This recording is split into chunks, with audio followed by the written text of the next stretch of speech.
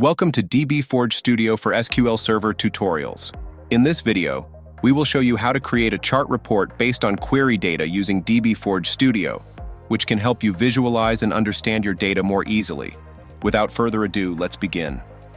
For demonstration purposes, we will be using the Bike Stores database, which is a sample database of a bike shop.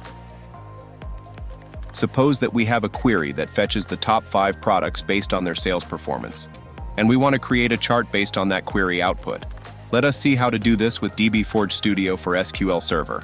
To begin with, navigate to File, New, Blank Data Report.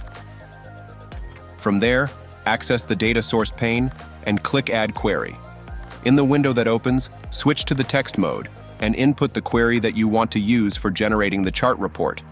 After you have entered the query, close the query document. The IDE will prompt you to save changes. Click Yes to proceed. Now, let's return to the report template.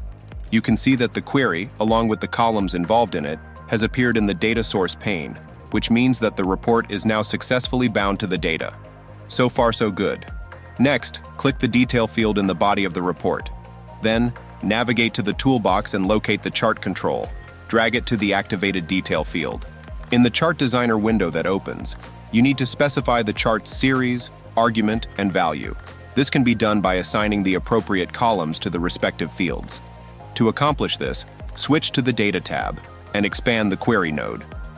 From there, drag the QTY column to the Value field, the order date to the Argument field, and the product name to the Series field.